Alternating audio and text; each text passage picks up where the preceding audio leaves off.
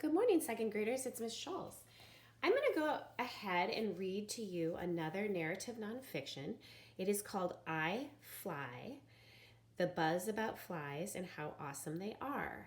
This is another narrative nonfiction text, very similar to the narrative nonfiction we read last week. And just to refresh our memories of what narrative nonfiction is, it is a type of nonfiction that follows the structure of a story where you might have characters and they're telling you all of this information to teach us something, but in a real kind of playful story way. Before the schools were closed, you may remember when we read this narrative nonfiction book.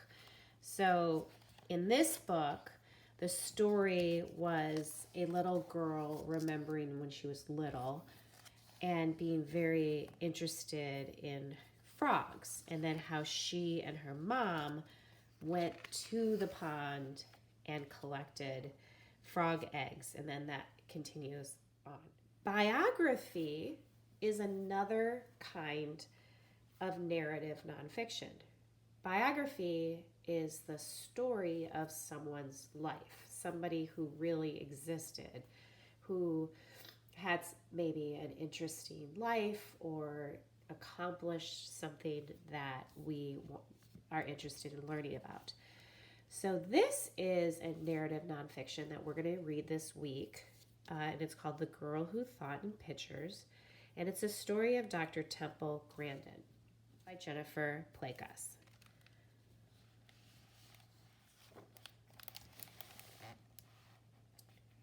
Bzz. Hey, kids, what are you studying? Butterflies. Here's a whole bunch of information about butterflies.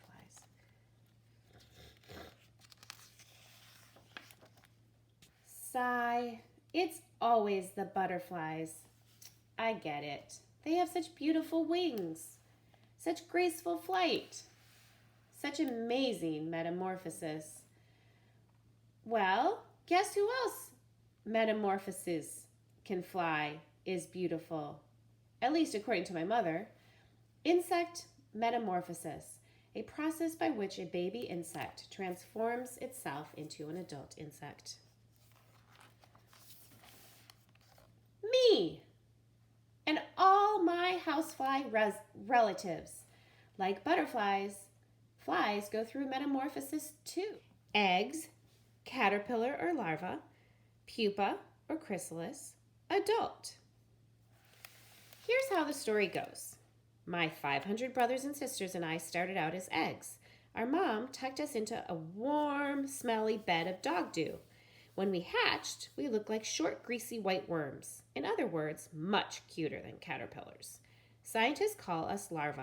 Humans call us maggots. Our parents call us adorable.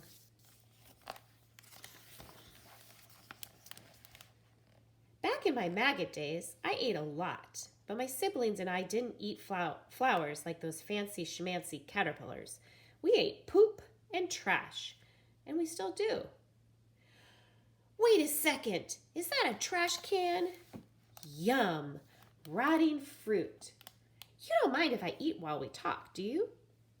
Anyway, as maggots, we grew bigger. We shed our skin 3 times. Then we became pupa. Inside the pupal case, things got interesting. We changed into flies. I remember it like it was yesterday. I busted out of my pupal case, ate some dead meat on a bun, and then started my family. Before I knew it, I was the father of 500 babies. My babies grew up in 10 days. Then my daughters laid about 500 eggs each. That blessed me with thousands of grand maggots, or more. To be honest, I lost count. Sadly, my maggots and grand maggots don't have much use for their old man. They take care of themselves. just like I did as a maggot. So now I spend most of my time flying. I'm an amazing flyer. My wings flutter 200 times a second. The monarch butterfly flaps its wings only 5 to 12 times per second. I scoff at that number. Also, butterflies are annoyingly quiet. My wings make a cool noise. When I flap my wings fast, I make a high-pitched bzzz.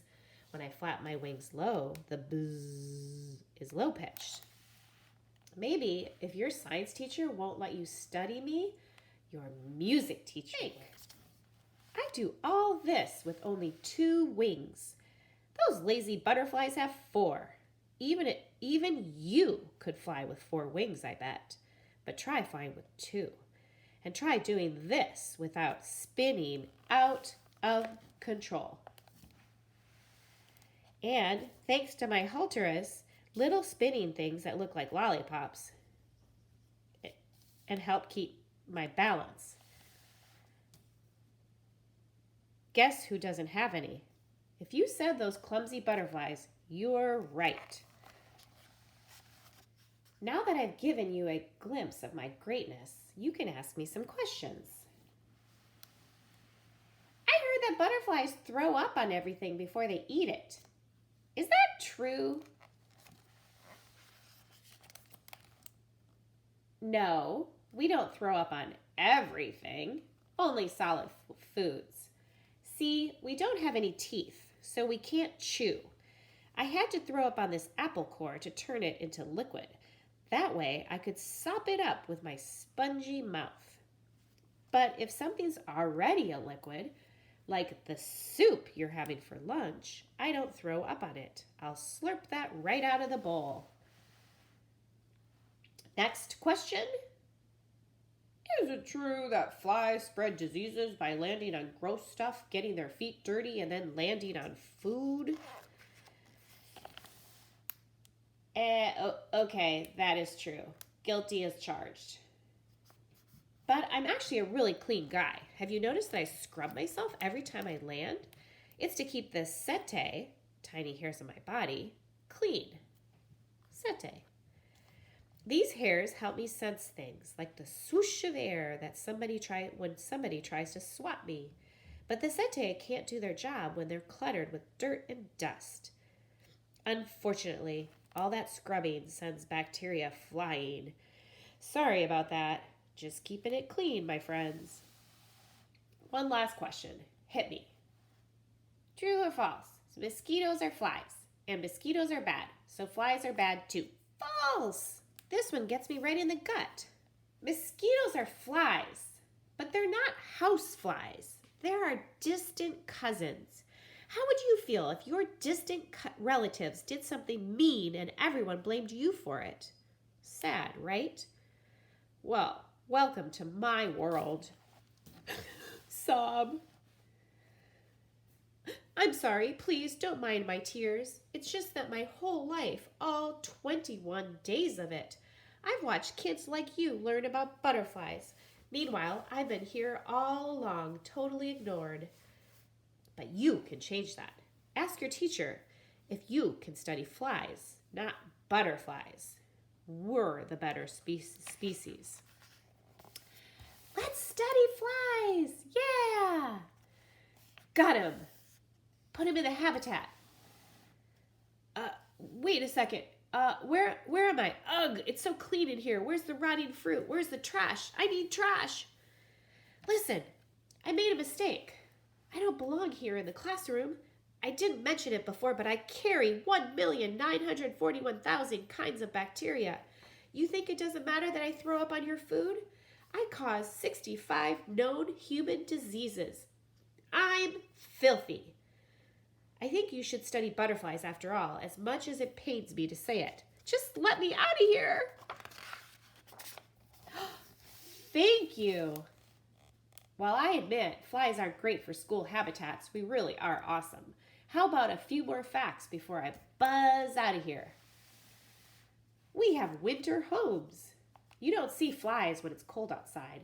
So where do new flies come from in the spring? If we lay our eggs in late fall, our larva or pupa spend the winter deep inside whatever muck they call home. The next spring, they become flies. We have big families.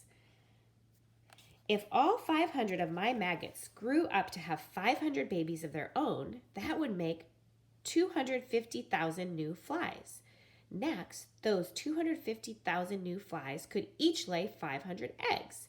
In a perfect world, a fly like me could have 191 quintillion, 10 quadrillion children and grandchildren in the course of a summer. Whew. Unfortunately, we don't all survive. Some of us freeze on cold nights or wash away during storms. Others are eaten by wasps, birds, bats, spiders, or dragonflies. Swatters swat us, and sometimes there isn't enough food. You can do your part to fight fly hunger by leaving your sandwiches, ice cream cones, and candy lying around. We're good people. I mean insects. Not all my relatives cause problems like the mosquito does. Blowflies help police detectives solve crimes. The age of maggots on a dead body helps police determine when a crime occurred. And fruit flies lend a hand in science labs. Scientists like to study these fly cousins to learn why humans get sick. Perhaps one day you'll study flies after all. And keep in mind that we, the houseflies, also do our part. If it weren't for our hungry maggots, the earth would be a messy place. Hooray for flies! Flies rule! Bravo! Bravo! You're welcome. Glossary and some other fun words to know.